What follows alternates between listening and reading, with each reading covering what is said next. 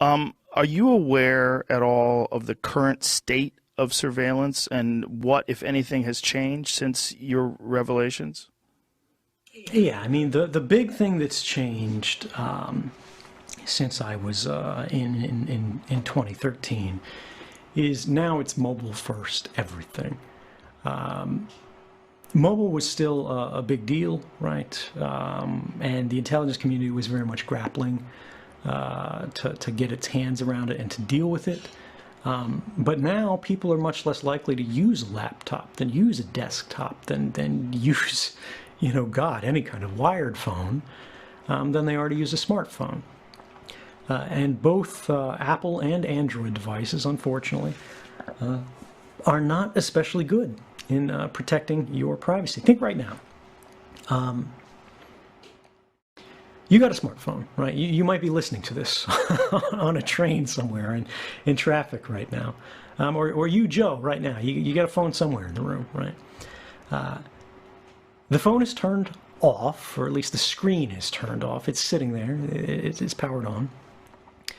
And if somebody sends you a message, the screen blinks to life. How does that happen? Right? How is it that if someone from any corner of the earth dials a number, your phone rings and nobody else's rings? How is it that you can dial anybody else's number and only their phone rings, right? Every smartphone, every phone at all, is constantly connected to the nearest cellular tower. Every phone, even when the screen is off, you think it's doing nothing, you can't see it because radio frequency emissions are invisible.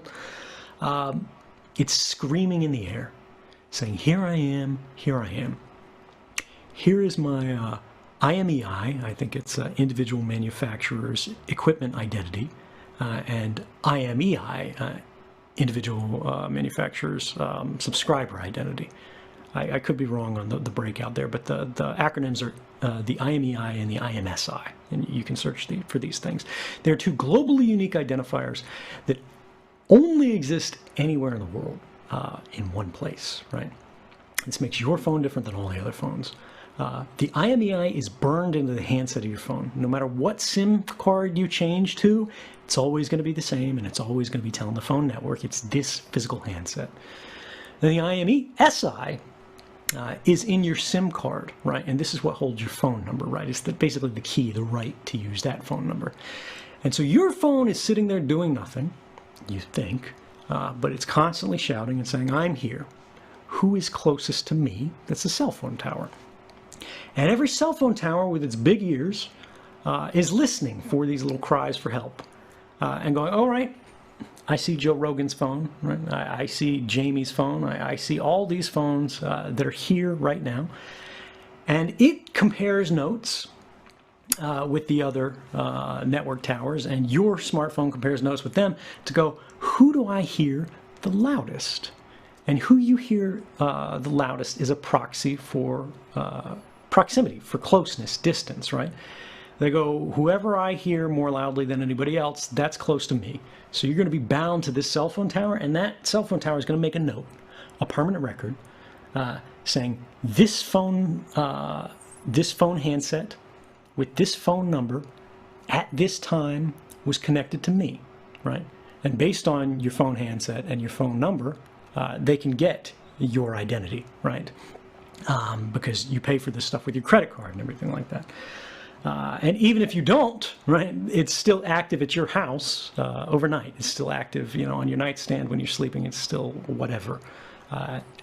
The movements of your phone are the movements of you as a person, and those are often quite uniquely identifying. It goes to your home. It goes to your workplace. Other people don't have it. Sorry. And anyway, it's constantly shouting this out, and then it compares notes with the other parts of the network. And when somebody is trying to get to a phone, it compares notes. The network compares notes to go, where is this phone with this phone number in the world right now? And to that cell phone tower that is closest to that phone, it sends out a signal saying, we have a call for you. Make your phone start ringing so your owner can answer it. And then it connects it across this whole path. But what this means is that whenever you're carrying a phone, whenever the phone is turned on, there's a record of your presence at that place that is being made and created by companies. It does not need to be kept forever, and in fact, there's no good argument for it to be kept forever, but these companies see that as valuable information, right? This is the whole big data problem that we're running into, and all this information that used to be ephemeral, right?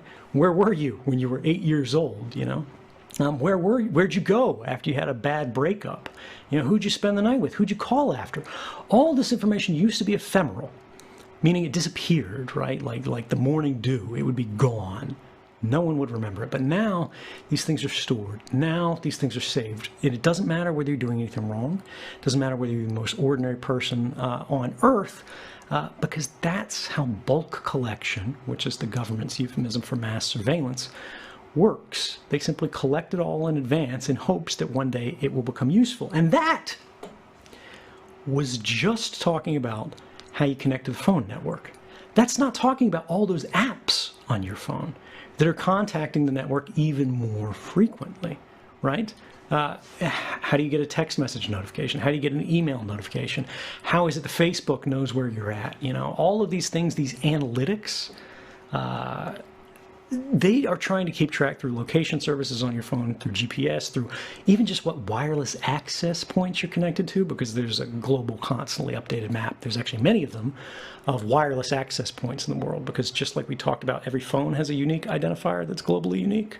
Every wireless access point in the world, right? Your cable modem at home, whether it's in your laptop, every device that has a radio modem has a globally unique identifier in it.